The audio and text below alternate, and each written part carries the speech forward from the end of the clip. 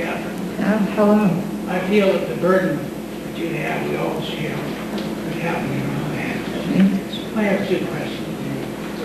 You spoke of David Perez able to go and come and go out. Was anyone in your religious group able to go and come and go at any time? Was there a Anyone problem what? to go and come in and out Yeah. of your... Well, people had their own cars. I didn't have a car because I couldn't drive one. I had 5 operations on my eyes. This is one of the main reasons why Tom is driving me all over. But they had their own cars, and there was no restrictions, really. Thank you. You're welcome. The other question is, all that I'm familiar with is primarily from the radio shows we see and on television. There was a story, which I'd like to repeat as I remember hearing it, put it as a scenario, and I'd like to ask you if you know anything about it, is it accurate or is it even true? I understood by one scenario in the initial sorting, so-called quote, sorting the papers, that the officer or officers got confused and shot themselves in the leg or foot. And at that time, on a walkie-talkie or radio back that I had been shot without saying the circumstances, and that was the opening rounds of fire on your group. Is that a story that's true, or do you know anything about such a story? I was going to suggest that if you want to know what happened, get the tapes, call 911, and there are 40 of them. But I have 1 to 6 or 7, 1 to 7. But some people have the whole 40. The 40 are about $300. But there's a lot of things in those tapes that people have never heard. Thank you. You're welcome.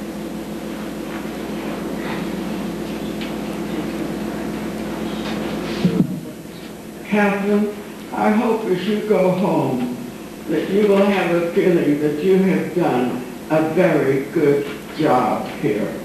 I don't know how anyone could have done better. An inexperienced, non-public woman to come and go through what she's gone through since I first met her on Sunday, to me, is a miracle in itself. Now I know there's some people here that have not heard a lot of the things that Ellie and I have heard with Ed Presley and with Dr. John Coleman, and I just wanted to make one little remark about it. Between Christmas and New Year's, I got a beautiful package from Dr. John Coleman, and in it was his new book, and it is called the title, By Deception, Diplomacy by Deception. You don't expect him to take off on diplomacy, but that's the name of his new book, Diplomacy by Deception. Well, it is so fantastic because it gives the reason back of so much of what happened to your group and why. It is not our government that's doing this. It's a completely illegal, bogus government that has taken over. And he reiterates the treason that is going on. And John asked the question, how long are we going to put up with this treason? How long are we going to put up with it? I think until after the Waco first trial. And then all hell is going to break loose because the evidence and the chicanery and the injustice is going to be heaped. There is no truth in what they did. Now the United Nations is in here illegally. Our Constitution, and this is John Coleman and others, and also Ed Presley, the Constitution does not recognize any treaty or any agreement that this country makes with any group that isn't sovereign. The United Nations is not sovereign.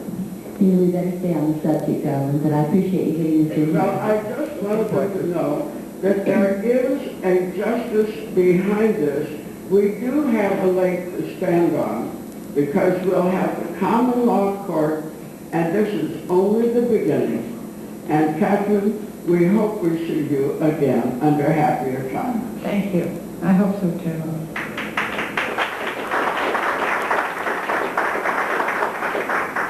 Just before you start speaking, I want everybody to know that Ken Varden actually is getting the word out in great detail to most of us, and those that have a fax know that the fax network is very, very important. Once again, the telephone bill is due, so if you could dig a little deep in your pockets and give to Ken and allow him to stay online so the truth can come to us, because it seems to be that's the only truth that we're getting. Okay, go ahead. Catherine, you know, you mentioned the people, the gal from Australia whose husband, they were originally the complainants, as I recall. Yeah. The article that was printed here in the local newspaper was that their children were being held inside there against their will. Now, as I recall, these children were, there was no mention made of their age, but the implication was that these children were minor children, when in fact they were like 24 and 26 and made up their own mind they were staying. Is that the truth? Yes. Now, you'll see pictures of Mr. Henry's children, and they show these little tiny children. Those people were in their 20s up to their 30s, and the whole family had decided to come and stay with us, including his wife. And I met Mr. Henry, but he would not accept anything that he heard. And so now he's having quite a time with the media, you know, to get sympathy, I'm sure. I shouldn't say that because you never know why people do things. Hello. It's kind of interesting too, because I'm glad that we used to all have buttons or little pins or something that says "Don't forget Waco," and I'm glad to see today we're not. And I think whether this trial ever brings that or not, I'm of the idea that we do not seek justice from our oppressors. I think that the idea that what you said did was, there's no doubt it's wrong. There's no trial that'll ever bring that out. But of all the years of research, I've seen a lot of people do things. I've only been around this intensely for about 2 years, since Wonderful Talk Radio. But what's really wild about this is that when that Waco issue, when that happened, I saw the fire coming.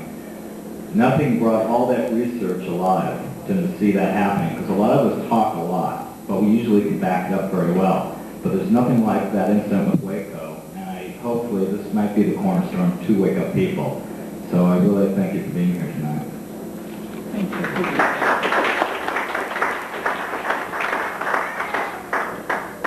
Okay, one more, but just... Hello again, I don't have a question. Catherine, my name is Mike Pocock, and I'm a singer in a heavy metal band here in town. During the time of this tragedy, I was so moved by your situation that I wrote a song about your situation, and I'd like to present you with a copy of the lyrics. Woo! Thank you. Why don't you put it on tape? Yeah, can you sing it? Hey, sing it for us. Oh, no. Oh, go ahead.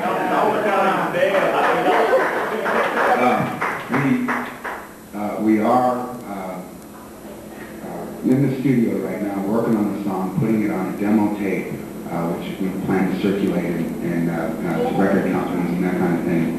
And so there will be a record of it. What's the name of it? The name of the song is Playing God. Quite actually, it was written to where you could interpret the situation from the Fed standpoint or the Branch Davidian standpoint.